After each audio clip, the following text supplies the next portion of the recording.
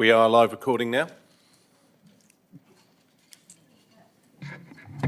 Welcome elected members, staff, guests and members of the public to the Ordinary Council meeting of the 9th of April. I declare this meeting opened at 5:33 p.m. The City of Busselton acknowledges the Wardandi and Bibliman people as the traditional custodians of this region, and we pay our respects to the elders past, present and emerging. This meeting is being audio recorded for minute-taking purposes and is also being live streamed to the City of Busselton YouTube channel. The prayer this evening will be read out by Pastor Paul Collier from the Busselton Baptist Church. It looks like we don't have Pastor Paul here, so I will move on. In attendance, I have Councillor Anne Ryan, Councillor Jodie Lee, Councillor Val Kay, Councillor Andrew McNeish. I have Councillor Kennedy sitting there on his own, and myself, Mayor Phil Cronin. And online, I believe we have Councillor Love and Councillor Beecroft. Is that correct? And can you hear me both?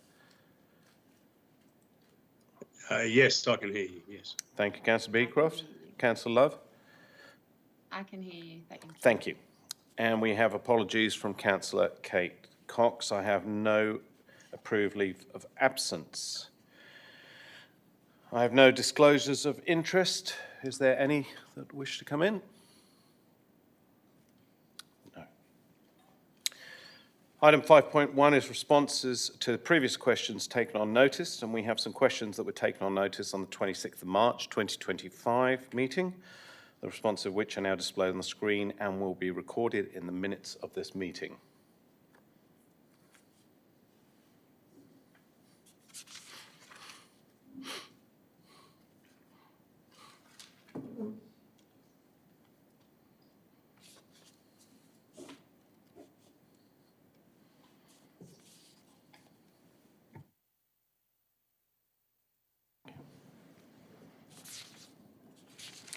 Item 5.2 is questions from the public.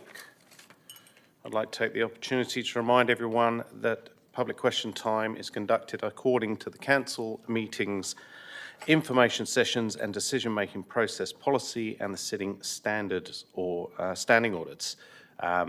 Again, I remind everyone this isn't a chance for preamble. This is a simple question of Council, and I may ask you what it is in referring to, and then I will ask for your direct question due to time. And obviously, once again, I remind the public that they always have the opportunity to write in questions in advance, should they wish to, so that we have a better concept of what they are about. So being that, are there any questions of Council? Being no Mariah, would you like to come forward, please?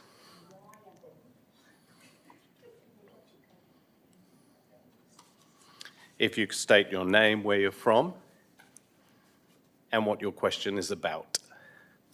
Thank you. Good afternoon, everyone, or good evening. It's very nice of you to call me first, Mayor. Okay, Mariah. My name is Mariah Greer, and I live in Busselton. My question's just in regards to the animal management plan that we're currently working on. Sure. So if you allow me 30 seconds. I will give you 30 seconds. That'd be lovely, thank you. So according to the City of Busselton, we're predicting a population of 90,000 by 2050 and 500,000 visitors via the airport, and that is not including drive-in visitors. On the 16th of April, 2 days prior to Easter, we're holding a community workshop regarding the animal management plan. Considering how much that's going to impact the local population who just love animals, of dogs, most people I know love dogs, I wonder if we could host that outside of the school holidays and so close to Easter break, if you could just do another one or just amend it, because just to ensure that our local needs are not being overlooked for, future tourists coming into here. Like, we need to be able to exercise our dogs. If I may ask, your direct question would be then? Can we move the date or organise another one that suits more people because it's a school holidays and it's Easter. Sure. Thank you. Thank you. I'll direct that to Mr. Sear.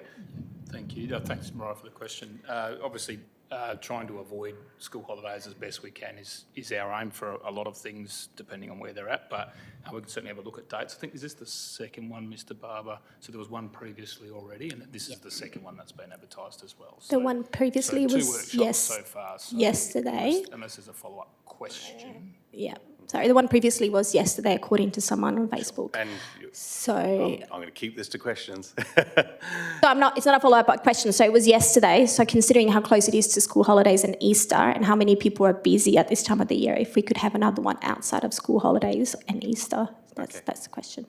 And considering we have 40,000 people, I wonder if 2 sessions is enough to engage the community over such a huge So issue. your question would be, would you like to have Yes, two- that's my Is it question. possible for the council to Yes, have... thank you. Or organise, the Yeah. administration to organise 2 sessions? Thank you. Or one extra This one, is the yeah. second of 2. So there already had... This is there's the already second been of one. 2. This is the second.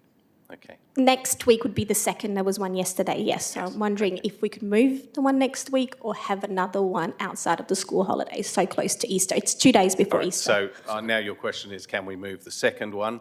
Whatever works best for the city, yeah. And so the answer would be no, because there's already things in place to have that Being going. Then you'd be advertised. waiting till well after the Easter break to actually have one from there. So that's why we wouldn't be moving it at this stage.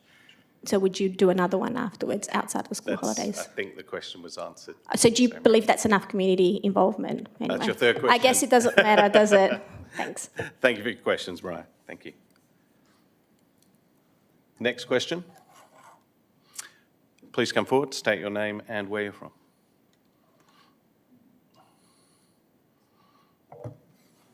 Andrew Dickey from Busselton. I will have no preamble. If I were to give a preamble, it would be identical to the preamble I gave 4 weeks ago. So I'll go straight to the question. It's about a former council staff member. Was Mr. Michael Archer ever accused of bullying any council staff member while he was CEO of the Busselton Council? Thank you for your question, Mr. Sear. Not to my knowledge, but that is a staff matter. That would be something to be dealt with internally. So, yeah, that's not to my knowledge, no. Thank you. Any further questions from Keith? Please come forward, state your name and where you're from. Keith Sims, Busselton. Good evening, Mayor, councillors. and May I ask staff. what your question is regarding? The first one is to do with the local government elections, item 15.1. Sure. If you can ask your question, thank you. Okay. Will the city advise all candidates the correct placement of signs for both the city and main roads? And the reason why it was discussed 2 years ago due to illegal unattended trailer parking. Thank you for your question, Mr. Sim. Yeah, thanks for the question, Mr. Sims. We have revised the guideline for signage, so that will be something that will be provided to all candidates when they nominate. Correct. Yeah, good, Yep. thank you. Thank you. Second question to do with saltwater.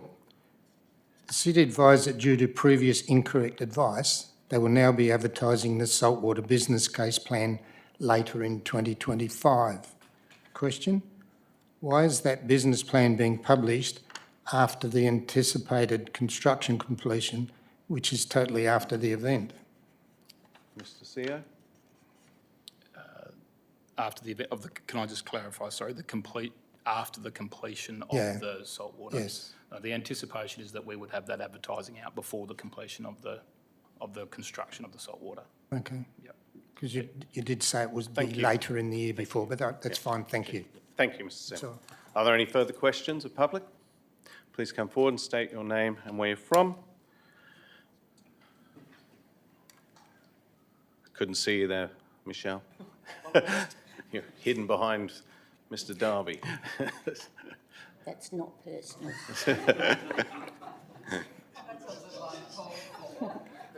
I didn't say it. First question relates to the financial reports that come out each month with the minutes. What additional information do councillors receive over and above what we receive as members of the public online to be able to fully understand and evaluate those financial reports, please? What you get is what we get on the That's agenda. what I thought. Yeah. I thought that was the answer. And then we get to ask further questions Just like during we that do. committee meeting, and Yep. they are often brought back to us. This morning's financial council committee went, and then there are some changes or further information. Mr. CEO, do you wish to add to that and correct me if I'm wrong? No, that's correct. So it's the same information that you get, Ms Shackleton, the public gets, and then if they ask any further questions, there's follow-up advice back to the councillors. So in other words, it's exactly the same, except you have Thank more you. opportunity, yeah? Thank The other question I have is in relation to, leading on from that, I would like to know whether you think, as the head of the council, whether you believe that is sufficient information, because you cannot tell what an expense is being, who's being paid, what account it's coming from, which project it's going to. There's no cost centres on there. Thank you. or So your anything. question is it enough information? There, I believe, are 10,000 payments made, if I'm... Oh, we don't have finance here, do we? So, plus, so that is the opportunity. With regards to the reason councillors, elected members are voted in, it's their duty to go through and to ask those questions. Today's finance meeting lasted at least an hour, and that was with just 3 council members. So we do ask lots of questions if we are not sure. But for a whole report, I believe that report would be probably tens of thousands of pages. No, So, of course it wouldn't. You'd have to have cost centres on there, and the same as most other businesses do. So it is heavily gone through, and I will say that the Councillor Cagg and Councillor Kennedy both asked many, many questions along with myself this morning. And that is recorded in the minutes. So. Yeah, okay. At the Busselton War Memorial 104th anniversary flag raising ceremony on the Saturday before the 11th of January, I've got an article here that says that you, Mayor of Busselton, Phil Cronin, was an ex-serviceman and delivered a short speech. So my question is, when and where did you serve, and in what capacity, please? I was in the Officer Training Corps for 3 years at university. So Okay. So is that regarded as Army? it's part of the Army Corps, yes. So you can look it up, Southampton OTC, Officer Training Corps. But I never said I've served per se. So Oh, that's what was written in the paper. That's so what I haven't seen that article. So Yeah. okay. Okay, that's lovely. Thank you very Thank much. you. Mr. Yeah, and I didn't write that article either. Mr. Mayor, Certainly, Councillor Kennedy. can I just clarify, during a Finance Committee meeting, there is the opportunity for public question time, Absolutely, yes. and yeah. And that's in the agenda. Yes, Yeah. yep, and then that committee meeting will be forwarded to original council, ordinary council meeting later on. So yes. Thank you. Any further questions? Please come forward, state your name and where you're from.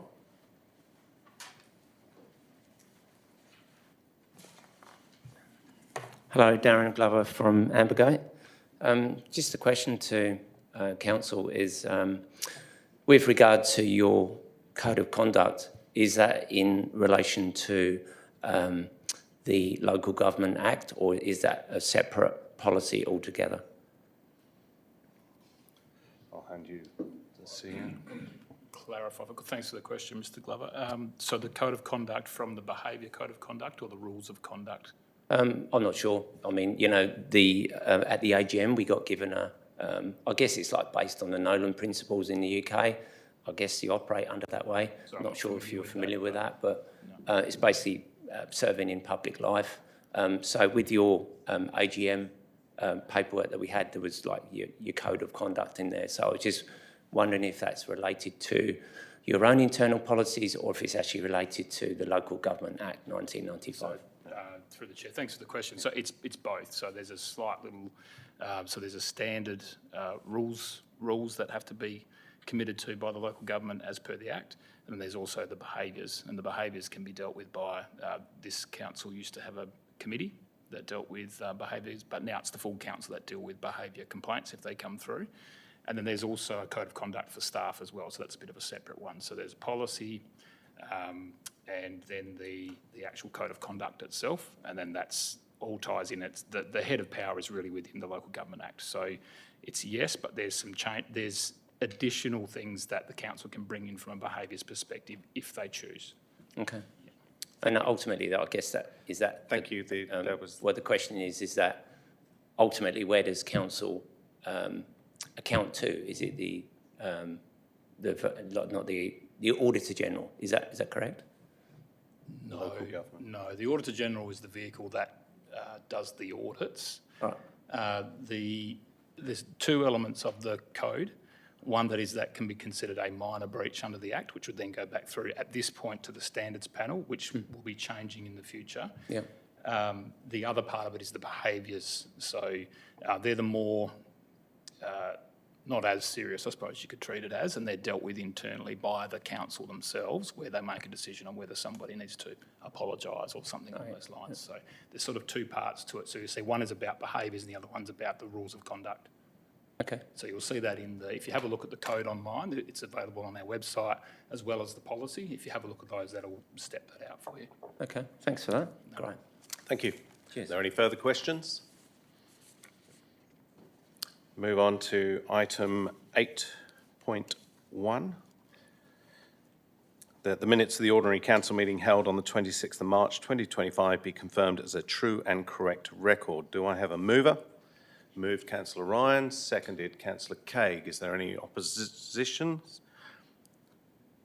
Being no opposition, I put the motion. All those in favour? Those against? Oh no, sorry. Beecroft. Councillor Beecroft did put his hand up, so that's carried 9-0.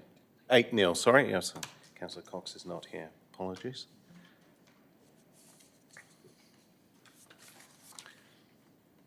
We now move on to items brought forward and the adoption by exception resolution. So the adoption by exception resolution is the en bloc items that the committee recommendations for items 11.2 and 11.3 and the officer recommendation for item 12.1 be adopted en bloc. Do I have a mover?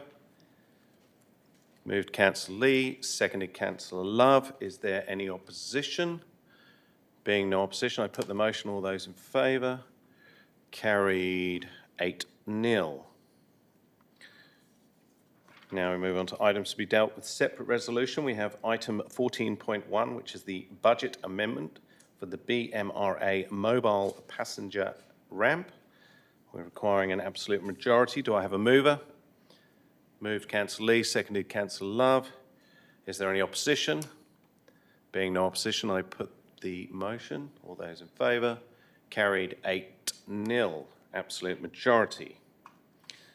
Item 15.1 is the conduct of the 2025 ordinary local government elections, requiring absolute majority, which is in front of you. Do I have a mover? Moved Councillor Kennedy. Do I have a seconder? Councillor Craig. Is there any opposition?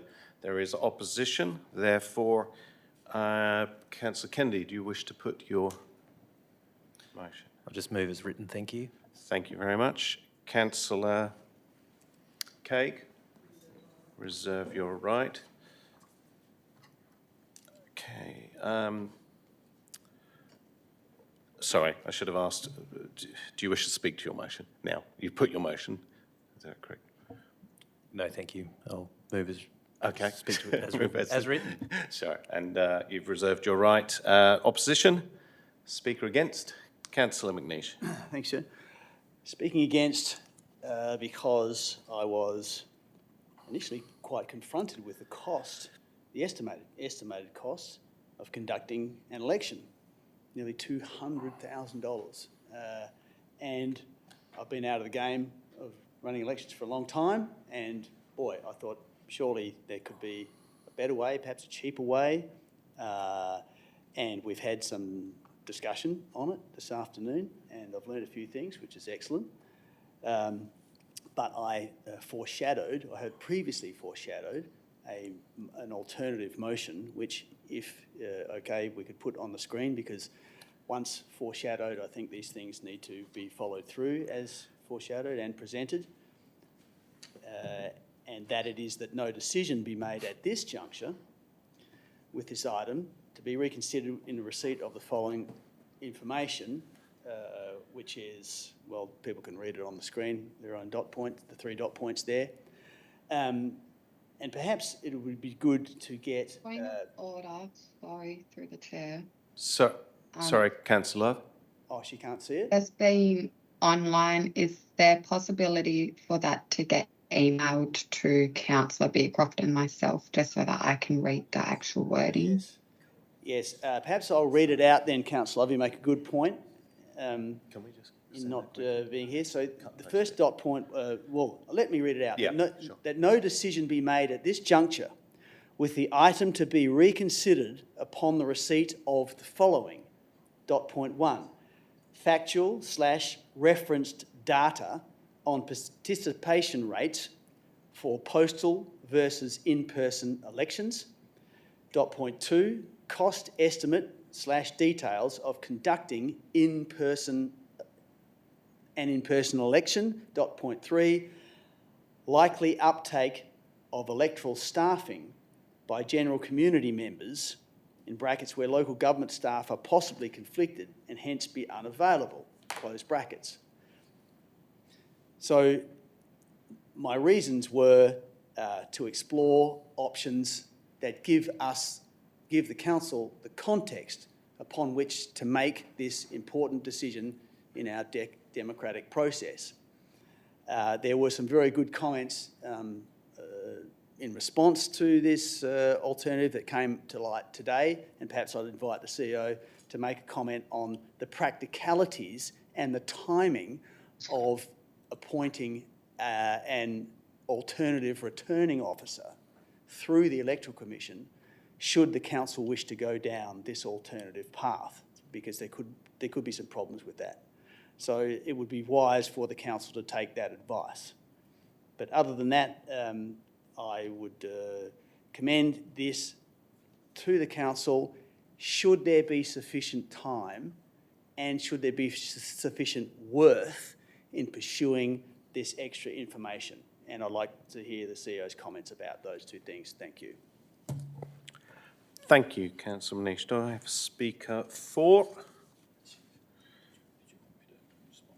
Oh, I thought that was part of the report he wanted you to respond to. So. As from today, we're part of the foreshadowed, so I'm happy to. Sure. Okay. Sorry. Yes, go ahead. So yes, that's correct. As Councillor McNish mentioned, some of the issues with perhaps taking time in the final decision of this. The challenge we would have is that they'll be looking for a lot of returning officers through the election processes across all of the local government elections, and we wouldn't want to be at the bottom of the pile when they're being distributed out to who can go to what elections as well. So having a quality returning officer is key for a good election. So that's one of the things. Also, the factual reference data. There's a bit in that link from the report which may answer some of those queries, Councillor McNish. So if that does, that might satisfy some of those concerns that you were after. Generally, what you're finding is that participation rates of postal is higher, much higher than in person, and because of the history of local governments of this size doing postal mainly for high participation rates, it's done by the Electoral Commission. We wouldn't have run an in-person election since probably about the 90s, I would suggest. Yeah. If that... Just one more question, if I may. You may. Not the value for money, but the cost of the election, the estimated cost, is that, I guess that would be the going rate for elections these days. It's like buildings. Yeah, even with all the mistakes that could possibly occur with the WAEC. Thank you. Is that a comment? Thank you. Speaker 4. Sorry, Councillor Love. Are we speaking for the officer's recommendation of accepting the WAEC as Electoral Commission to hold and conduct the election process for us. I do agree that, yes, postal elections have increased in cost over the past decade.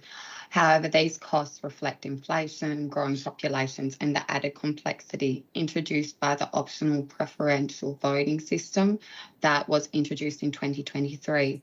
This system requires purpose-built systems like Count WA, which is, as I believe, a system that the WA Electoral Commission owns, and I don't believe we're able to access it if they're not conducting our conducting our local elections, and they have trained personal resources.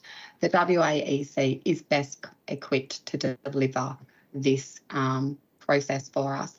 Importantly, in-person elections are not significantly cheaper. Whether conducted by Electoral Commission or the City CEO, I do understand that Councillor McNish is wanting a report to have a look further into the costs. But when you factor in the cost of venue hire, staff time, equipment and administration, alongside the fact that when we're taking out our staff, and not just the actual financial costs of it, but the cost of what's it taking away from our strategic community planning if we're taking our staff resources away from the projects that they are currently on or will be on in the future for our community. And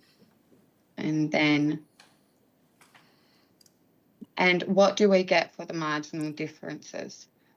It is said that we'll have a lower voter participation, we'll have diminished community trust and a weakened democracy, because how are we supposed to present ourselves as being transparent and accountable if the city's conducting its own election process? I do understand that Councillor McNish said that within the report he would like it to be us contracting out if there is any conflicts of interest. But how do we relay that clearly to the community to make sure and ensure that they have trust within us that this election is going to be conducted properly and fairly and accountably? The data is clear, the cost is justifiable, the benefit to the community is undeniable. The 2025 City of Busselton election should be conducted by the WAEC as a postal election. This approach will maximise voter participation, uphold the integrity and independence of the process, and ensure the voices of our residents are heard loud and clear. Let's choose accessibility. Let's choose transparency. Let's choose democracy. And furthermore, there had been some statistics within the report that indicate that in 2023 statewide local government elections, the average voter turnout for in-person elections was just 19.13%. By contrast, postal elections saw a participation rate of 31.59%, a stark and significant increase, whereas locally, the City of Busselton postal election participation rate was even higher than the state average at 36.6%, demonstrating strong community uptake of the postal voting method. That's nearly double the engagement seen in in-person elections, with an estimate of, I think it was 33,600 electors expected in 2025. The difference between a 36 turnout and a 19% turnout is more than 5,800 voices, either heard or silenced. That is the difference between representative democracy and a disconnected process. And that's why I urge all councillors to vote for the officer's recommendation and allow the WAEC to conduct our local government process, because I do understand that there is a significant cost that goes into this. But as we heard in the agenda briefing last week, there would be a significant cost if we were to hold and conduct it ourselves. And like I stated previously, not only the financial cost, but That's the your cost time. of staff. Thank you. Thank you. Speaker against? Councillor Ryan. Thank you, Councillor McNish. I welcome this alternate as I believe we are duty-bound to consider all the information before we make a decision. We have the time. The Local Government Act states that clause 4.1 in relation to conducting a postal election that 80 days is required.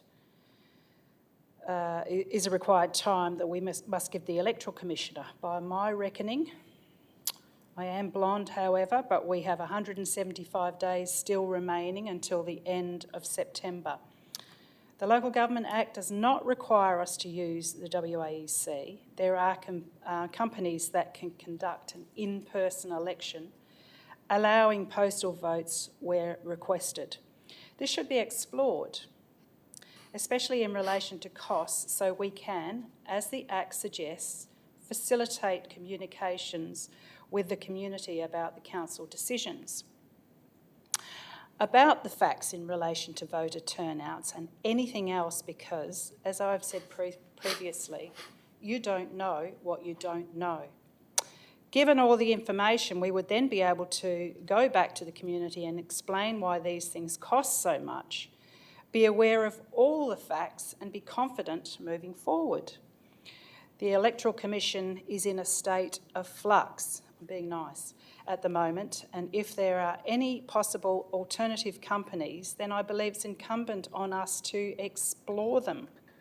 It is not a suggestion that the city do this, but that another option other than the Electoral Commission do so.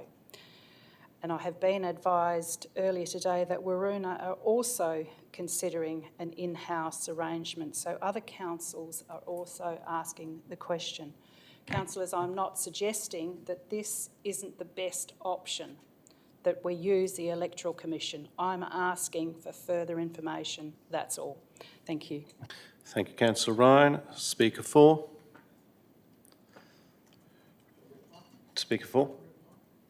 No. Is there any more speakers? Well, I'm actually going to speak for this, and I just want to cover a few points. And I commend Councillor McNish for his due diligence in wanting to do further inquiries, but the fact is that we do have the information in front of us. It's great to say that we're duty-bound to get all the information, but the information is there. I've read the reports, and it is clear when it says that in person, we're looking at 19.13, and if it's postal votes, we get 31.59 as an average. That's done across all of so the studies are done from the 2023 election, and also we've got 36.6. Now, what we need to consider also is that, number one, the facts of participation. If it was half the price to get half the number of people voting, I still would not vote for it. If it was double the price to get half the number of people voting, I wouldn't go for it. You've got to go for the numbers. We need participation. If we want to be part of a community and a community that collaborates and involves all the community, we need to think about how pensioners, for example, would vote. We need to think about those living with disabilities would vote.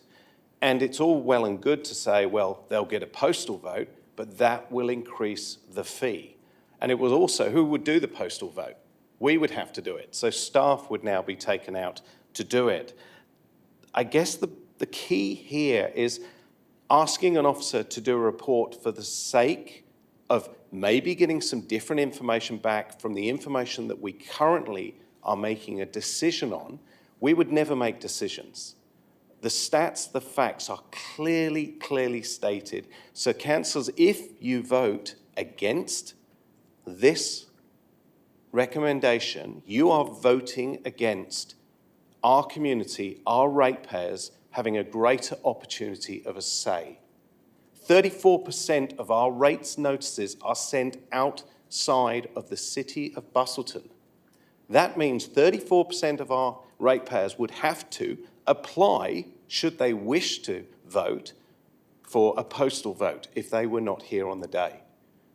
So I think we need a bit of common sense here. When you say you don't know what you don't know, well, I do know, and I've read the results, and I've seen the figures. I've also looked at the number of councils that do. 124 out of 139 do postal votes. The only ones that do in person or run it themselves are smaller councils, again, due to the numbers. If you want to know how to run a business effectively, you get someone who runs a business effectively. You don't give it to someone who hasn't run one since 1990 something. So I think the facts are there, and should councillors wish to vote against those facts, it will be interesting. Thank you. Is there a speaker against? Speaker for? Right of reply. Sorry, your reserved right. Yeah. Listening to Councillor Love, listening to Mayor Cronin, have already given good reasons, so I'm not going to repeat those. The only ones I will repeat is that the WAEC is the expert in running elections. We know what happened when they got a private company in. It wasn't as it should have been. To get another private company in to run ours, I don't feel would be the right thing to do. We can go online and look at the amount of votes received daily through the Electoral Commission, so we have an idea of how many votes are coming in. The public have already, by the time this election comes forward, have had 2 elections, both the state and the federal, and I think we will run the risk of having residents fatigue in attending elections if we do anything other than a postal vote. And we have a higher rate participation in postal votes, so therefore I would be supporting the officer's recommendation, and I would urge you to do likewise. Thank you. Thank you, Councillor Craig. Mayor, can I ask a question, please? You may ask a question of clarification. Yes. I am just wondering, Councillor Craig, I believe, works for the Electoral Commission. Is that not a conflict of interest? Councillor Ryan, please take your seat. Yeah, that would be for Councillor Craig to determine, and as you know, we're not allowed to ask others to declare interest. So, thank you. Councillor Kennedy, your right of reply, your rebuttal, please. Okay. Who thought this was going to be a short night?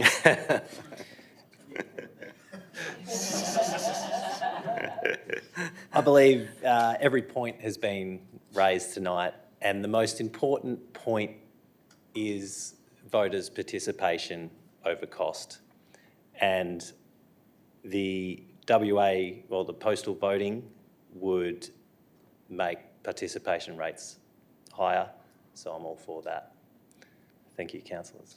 Thank you, councillors. Therefore, I put forward the officer's recommendation in front of you. All those in favour? That's Councillor Lee, Councillor Craig, Councillor Kennedy, Councillor Beecroft, Councillor Love and Mayor Phil Cronin. Those against is Councillor Anne Ryan and Councillor Andrew McNeish. Therefore, the motion is carried with absolute majority. Thank you. I now move on to item 11.1, which is the Council Policy Review of the Busselton Jetty Placement of Memorial Plaques. Now, there has been a committee, the committee recommendation will go first, but there has been an alternative put forward. If the committee recommendation were to lapse, if it was not voted, thank you. So, do I have a mover for this motion? Being no movers, this lapses. Now I have the alternate recommendation in front of me, the committee recommendation. The alternate recommendation, the council adopt the amended council policy placement. I'll let you guys read that. Do I have a mover? Moved Councillor Ryan, seconded Councillor Love. Is there any opposition? Being no opposition, I put the motion. All those in favour? Motion is carried 8-0. Thank you. And now we move on to motions of which notice has been given. Item 17.1, notice of motion 100-year-old policy. Sounds like an egg or something. Councillor Ryan, do you wish to move? The motion as put. Thank you. Is there a seconder? Councillor Lee. Is there any opposition? There is opposition. Councillor Ryan, do you wish to speak to your motion? I would love to speak to this motion.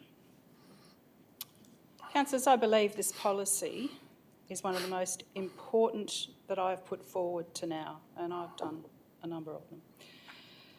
But I'd also be happy to draft such policy and pass it on to the staff for critique. The officers have suggested these types of matters arise very infrequently and therefore can be dealt with on an ad hoc basis without the need for a council policy. I have, however, recently inquired as to getting a card or a birthday letter for a 100-year-old birthday party that I was performing officially on behalf of the city. When I did inquire, I was told that we basically can't set a precedent. And what a terrible precedent to set. Mrs McCarthy received a birthday message from the King, probably a first for Busselton, one from the PM and one from the Governor-General and our MPs, none from the city. And it was questioned, why don't we do it? Good question. While staff did supply a gift on request, which was very nice, and I thank them for that, a simple acknowledgement of turning 100 is all I ask. Why is this so hard? The policy should be uploaded onto the website along with all our policies, and some media wouldn't go astray with the steps that are required for a family member or a friend to follow to elicit the card or letter to the centenarian. It's the word that I couldn't figure out last week, but it's a centenarian if you turn 100. I'm not sure that I'll get there and anybody else in this chamber will get there, but that's what they are.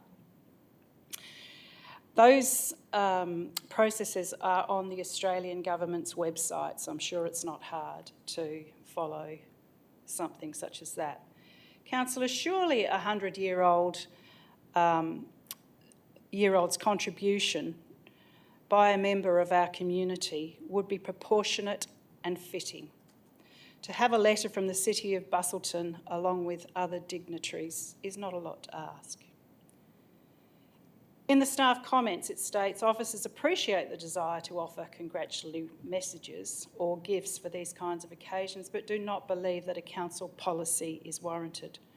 Officers are not aware of previous requests being made to the city or elected members for such congratulatory messages from the Mayor, and the development of a policy is not considered a strategic priority.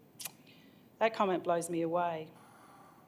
And furthermore, as indicated in the notice of motion, people may request congratulatory messages from people including the King and Prime Minister via a state or Australian government for significant birthdays and wedding anniversaries.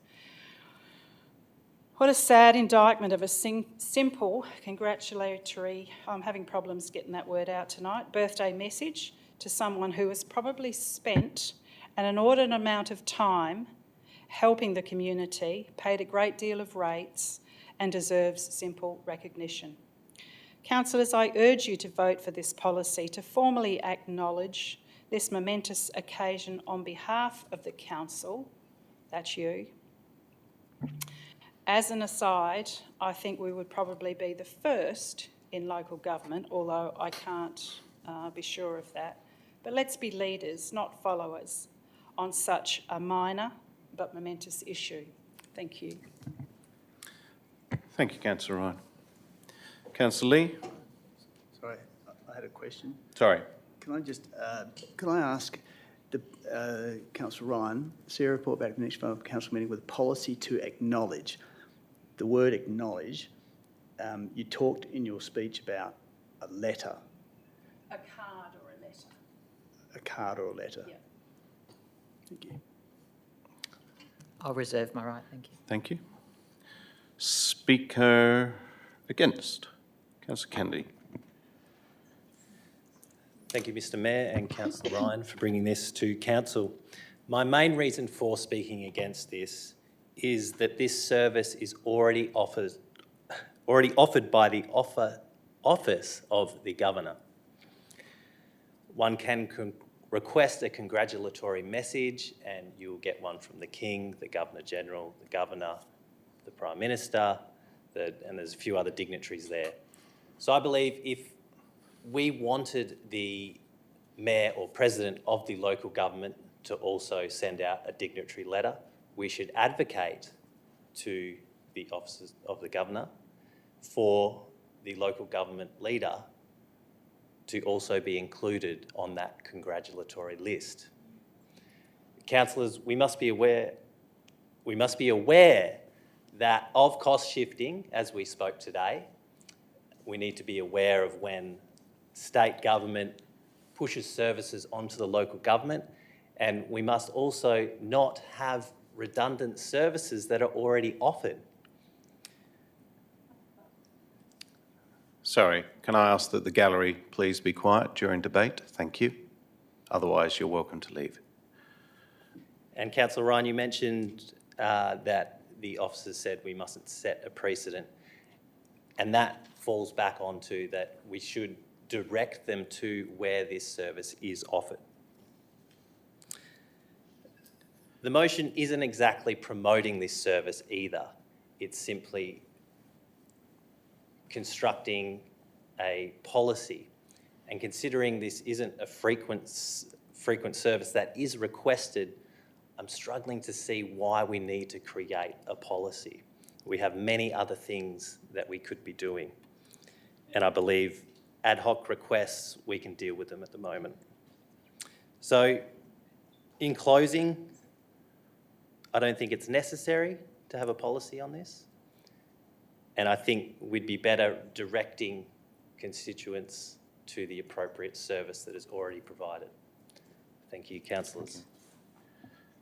I'd like to remind the gallery, please, that while councillors are in debate, if you have a question, you're welcome to go outside and ask it, speak to each other. But I do please ask a bit of respect for the councillors. Thank you.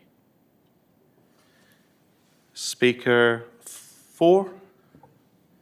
Councillor McNeish. Thank you, sir. Just a couple of comments there in response to Councillor Kennedy's. Are you rebutting or are you going to speak to the motion? Well, I can do both. There's nothing stopping me rebutting what someone else has said in speaking to the motion. But it is a significant achievement, and I know that there's a town, I've forgotten its name, in Japan, where they have hundreds of people who have lived past 100. And I'm immediately drawn to that. As a human being, I think we're all fascinated to think, what's the secret of life to get to that magical point? And I think it represents a significant PR opportunity if we can recognise and promote that someone's been able to live in our community that long and is still living, and we celebrate that, and it goes on. I think that sends a wonderful message about the lifestyle that we have here and our character in being able to support that. So why do the other agencies and excellencies and government heads get to celebrate that, and the city doesn't? So this is we're so close to the people here, and I think it's a wonderful opportunity, and we need to encourage this through a policy. If staff come, CEOs come and go, councillors come and go, but a policy will live on, and it doesn't really need to be reviewed all that often. Perhaps only if the life expectancy went up to 150, we might need to. Well, it was 55, and now it's 85 or something. So in time we might have to review it. But I think it's a wonderful initiative. It's simply implemented, and it creates a real opportunity to give something back in thanks to someone who's been part of our community for a long time. Thank you. Speaker against? All I will say against is I think Councillor Ryan said it. She attended in official capacity at a 100th birthday just recently. I've attended a number of 100th birthdays, and I've also recently attended a 106th birthday. I have given cards out myself. If we want to talk about councils and administration removing red tape and overruling everything, I just feel that, on the words that Councillor Kennedy said, it's quite clear that we don't need a policy like this. We can be seen to be doing the right thing at any time, and there has never been a pushback from the administration or the CEO with regards to doing something like this. Once you make it a policy, it's something that needs to be checked. It needs administration time. It needs to come back to council. It needs to be in another committee meeting, etc. It really is, again, I think we're just putting more paper down when this can be done quite conservatively. And I think probably maybe receiving someone from the Mayor isn't quite as important as the King or a few other people that send in those messages. But so therefore I would recommend council vote against this. Thank you. Speaker for. Speaker against. You have reserved your right. Councillor Lee. I have, and I'm a little perplexed that the issue of sending a birthday card has created such consternation within the chamber. The reason that the King, the Prime Minister and the Governor-General send congratulatory messages to people who turn 100, which is no mean feat, and I'm certain I'm definitely not going to make it, although only the good die young apparently, is because they have a policy and they have a procedure. So it's fairly simple to have a policy and a procedure that says when someone turns 100, we'll send them a card. And the procedure is the family's just got to let us know and we'll send them a card. I'm not sure why we wouldn't want to set a precedent of kindness. Sorry, can I point of clarification? How, therefore, do we, if we don't send it to them, how do they know to contact us? Because we have a policy and a procedure that tells them how. That's the point. So, of right, and where's that advertised?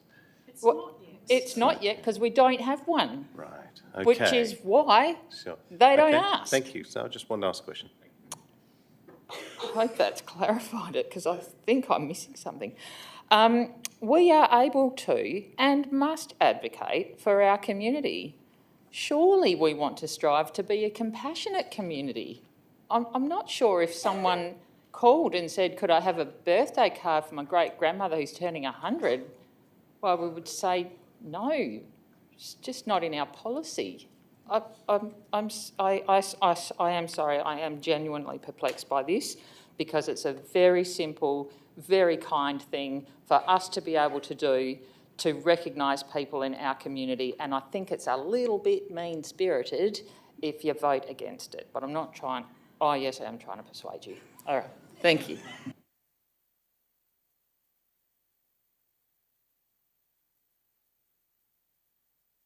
Thank you for that. Your rebuttal. Councillor Ryan.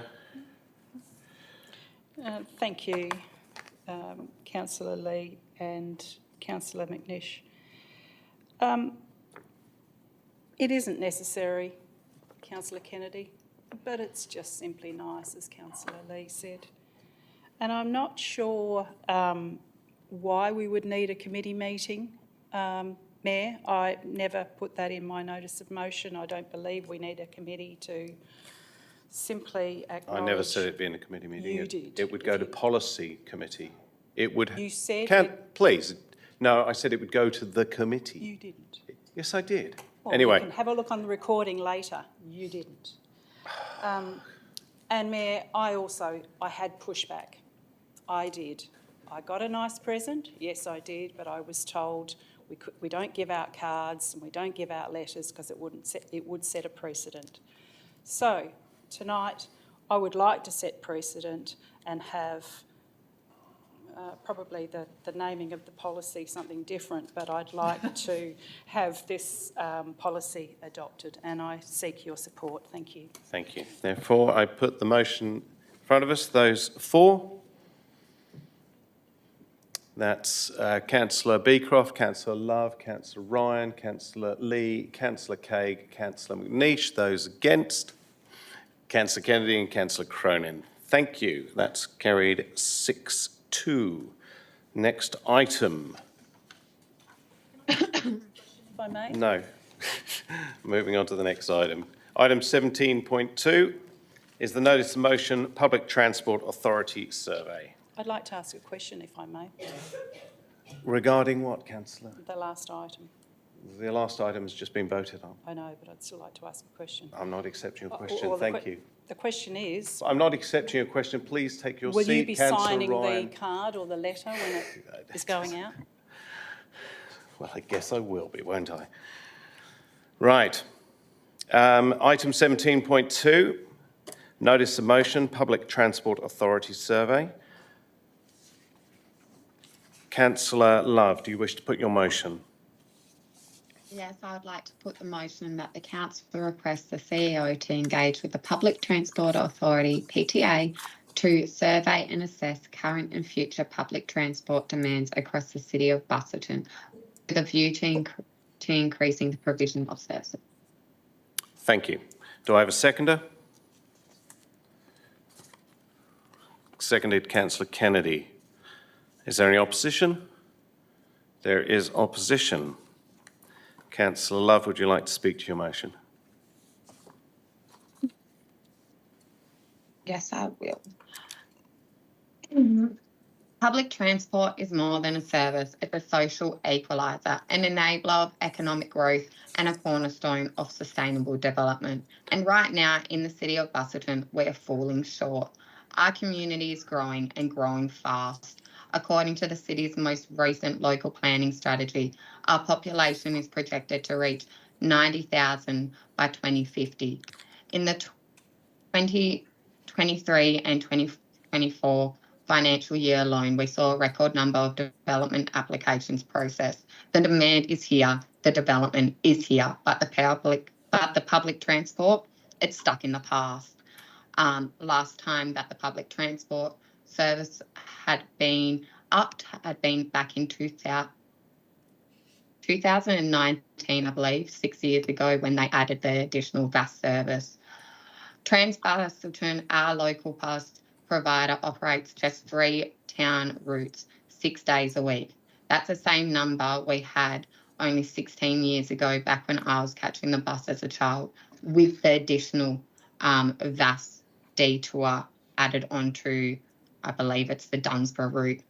Yes, the route configuration has adjusted to include VAS, but the overall capacity hasn't changed. Despite a population boom and urban sprawl into areas like Port Geograph, Dunsborough, Yalyalup and beyond, residents in these areas and visitors arriving from the expanding Busselton Margaret River Airport are increasingly dependent on cars, placing even greater pressure on our road network. This is not sustainable. It's not enough to accept the current situation as good enough. With a rapidly growing population, a diverse and changing demographic, and the rise in FIFO workers, young families and our ageing population, the public transport network must grow to meet these changing needs.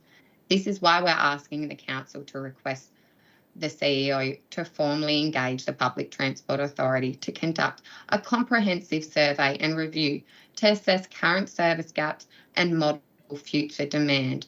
The PTA is already responsible for trans-regional services, yet there remains a lack of connectivity between Busselton, Bunbury, Margaret River and the airport. We need the PTA to take a proactive role in addressing this. This proposal doesn't just make practical sense, it aligns strongly with existing city strategies and goals. The Council Plan 2024 to 2034, Objective 11, commits to providing safe roads and transport networks. The Disability and Access Inclusion Plan, Strategy 1.1, includes advocacy for better transport access for people with disabilities. The Economic Development Strategy 2022 to 2027, Key Goal 2, calls for advancing transport connectivity, specifically by supporting increased public transport services. This proposal supports all of these objectives and ensures we're not just reacting to growth, but planning responsibly and inclusively for the future. More buses, better coverage, and increased frequency don't just benefit daily commuters. They benefit people to accessing jobs, education, health services, and community events.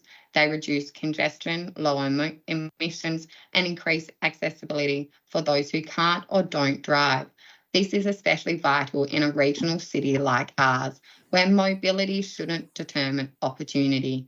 And while this request doesn't demand an immediate overhaul, it's a first and crucial step, asking the PTA to gather the data, do the work, and plan for a network that reflects the needs of today and the growth of tomorrow. We're at a turning point. We can't keep applying yesterday's solutions to tomorrow's challenges.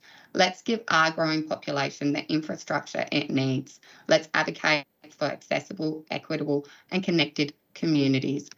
Let's formally request that the CEO engage with the PTA to review and expand our bus network, because better transport isn't a luxury, it's a necessity. Thank you. Thank you, Councillor Love. Councillor Kennedy, do you wish to speak? I'll reserve my right. Okay. Speaker against? Councillor McNeish. Thank you, sir. All good content there from Councillor Love, and I commend the notice of motion.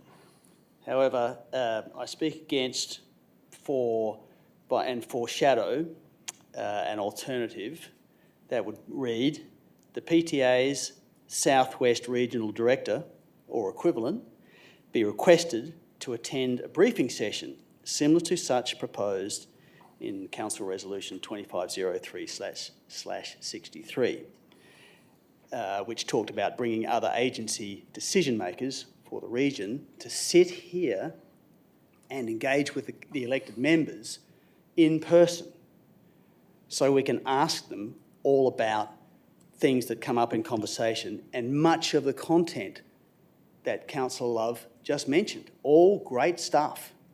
But rather than just simply have the CEO write a letter, to which there is a great risk. Councillor, before you speak to this amendment, firstly, could you maybe narrow that down and then see if Councillor Love is okay with including it? So, Sir, thanks for the suggestion, but because I don't have a problem with Councillor Love's content or the issue, it's an important issue, it's just the mechanism that she is proposing, I feel has a great risk of being responded to in an administrative, bureaucratic fashion, as in city, thanks for your letter, sorry, we've done the planning, we'll do our network study, we've already done that, see you later, see you next year, goodbye. But if we have the regional director here, then there's nowhere to go, and we can explore all the matters that we need to explore. what I'm saying is, if you want to make an amendment to this motion, Well, in agreement with Councillor Love. To explain, I did want to do the amendment, but then as I wrote the amendment, keeping all of Councillor Love's material, then going to the inviting for the regional director, making it dependent on getting the material in the first place that she's requested, and then we have a look at it. Then if they didn't give us the material and the information, we might never have the chance to get the regional director here. So I asked the CEO, what would be a better outcome? How would I ensure the outcome is to get the director sitting there, and all the councillors can then have a good hour exploring all the reasons for, how they do their planning and what thresholds we have to hit and when they put a bus on and when they don't, and all that good stuff that's important. But the outcome is to have the director here. And I couldn't get that via an appropriate amendment. Okay. I didn't feel.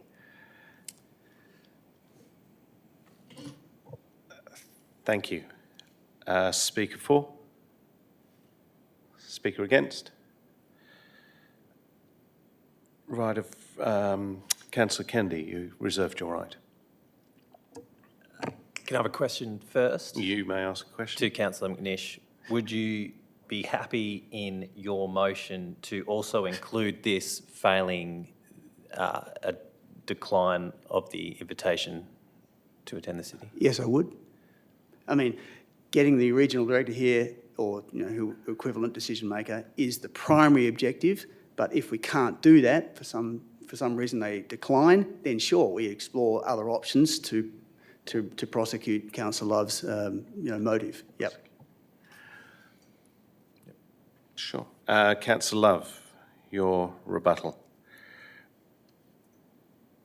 I don't really have much more to add. I don't really see a flaw with Councillor McNish's request to ask for the regional director of the Southwest for the Public Transport Authority to come and do a briefing with us as well. I am just mindful that similar to the letter, that they could just deny the request to come and speak to us, but also that just because they come and say something to us verbally doesn't actually mean that they have to go ahead and do that, because I'm a bit cynical with certain things within the state government that we will get the outcomes that we want without putting that pressure on them to request it in the first place.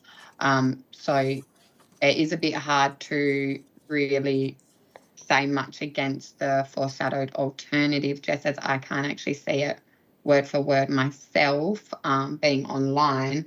However, I am not that opposed to Councillor McNish's, especially if he's willing to consume, I guess, my notice of motion within his, and have it that like requesting the regional director to come and speak with us, but also asking for the information that I had requested. So, yeah, urge all councillors to vote in favour of getting some sort of answers or response back from the Public Transport Authority, as I really do believe that our bus services are dire and very lacking, and definitely need to be looked at. Thank you. Therefore, I put the motion in front. Can I just clarify, what are we doing? Is Councillor Love accepting Councillor McNish's addition? Can't accept it because it's not an amendment, it's an alternative, for a foreshadowed alternative. And like I said, it's very hard for myself to speak to that foreshadowed alternative, considering that I cannot see it on my screen. I have not had anybody email it to me. If you can just take a seat, Councillor. I don't know what I'm... A little confusing, but so... I think I can clarify pretty easily, if you allow me to. If this motion, this proposed nom from Councillor Love does not get up and my alternative becomes live, it can be amended to then say, failing the uptake of the invite for the director to come, then Councillor Love's requirement for the CEO to write becomes live itself. I guess the question here, and I believe staff are working on this, we'd like to see the foreshadowed written up in front before we make a decision on... And personal explanation, I was writing this about an hour and a half ago, thinking that coming here would be a very easy thing to slightly amend Councillor Love's, but when I worked there, I found out that it would, in fact, be not as easy. Sorry. So did you send something through? Oh dear. Okay. Read it out again. It's pretty simple. Just, yeah, two seconds. Let's just... We've got some on the screen. Can you put or? I think Or? Councillor Minish put or. Could you put your speaker on? Sorry. No? Can, but it's just... All right. Or equivalent, I think was the wording that you used, Councillor Minish, or equivalent. We don't know if that's the actual position, but Southwest Regional Director or equivalent. But, sorry, if you could just put your microphone on, just so that Michaela can hear as well. Thank you. Councillor Love. The Southwest Regional Director or equivalent, because you know, I'd hate that terminology if that person was called the executive director of, you know, the southern portion of WA, just to not, you know, capture that person, the decision-making person responsible for the kind of material we want to find out.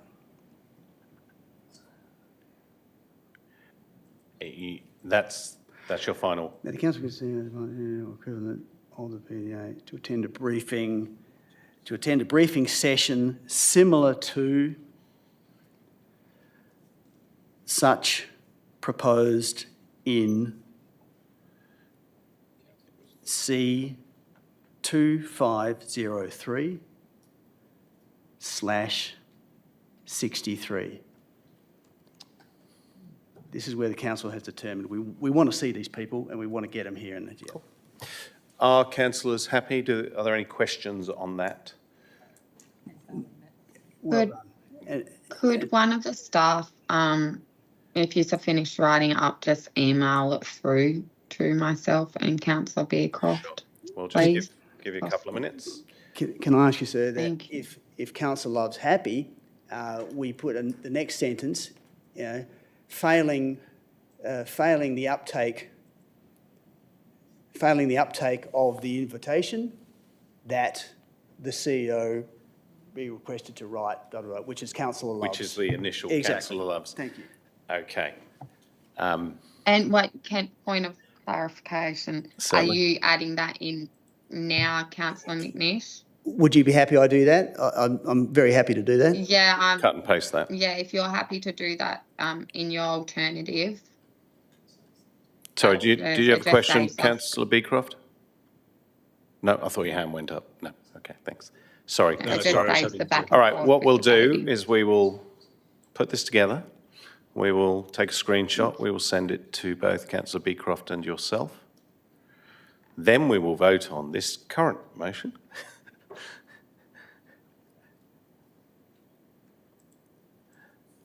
It's always a test.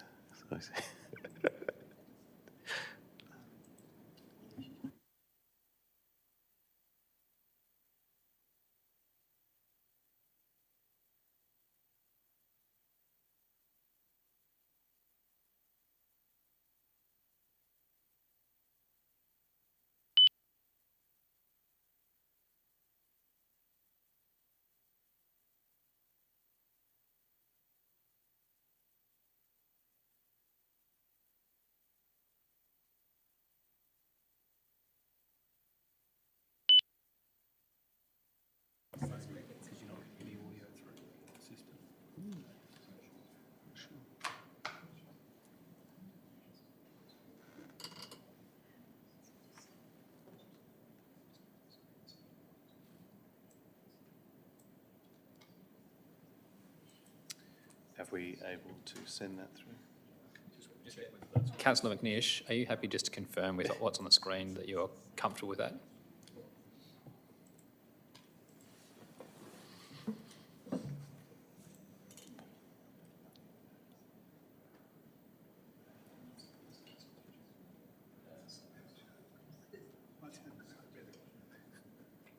I love working on the fly.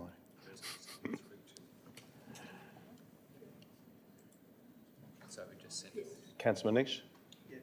Thank you, sir. Yeah, that's fine. Okay. Councillors online, have you received?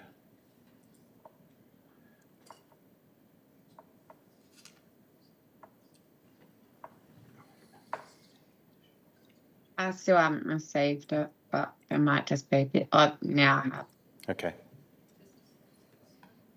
Might need a comma before the word failing. Yeah. It is a long sentence. Should it not have a comma after C250363? Yep, we've just got that one. Thank you. Good pick. Up.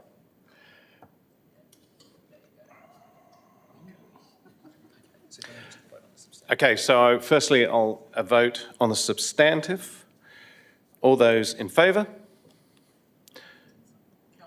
There are no votes. So all those against? Sorry, are we Are we doing this as an amendment then? No, Sorry. no, we're putting this in as a foreshadowed motion, alternate, Okay, sorry, yeah, alternate yeah, motion. all right. Foreshadowed, yes. Sorry. So it's a foreshadowed alternate. We are voting on the Councillor Love's original motion that's in front of us. If that loses, then we will go to Councillor McNeish's foreshadowed alternate.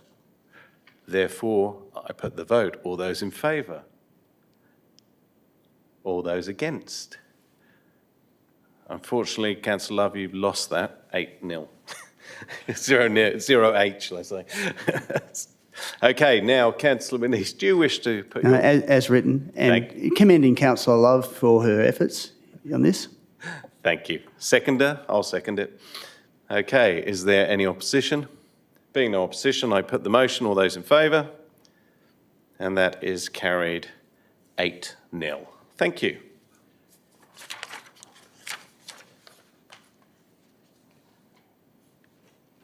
The next ordinary council meeting will be on Wednesday, the 23rd of April, 2025. And I now close this meeting at... There's no clock on that one. 6:48 p.m. Thank you, councillors. Thank you, staff and members of the public for your attendance.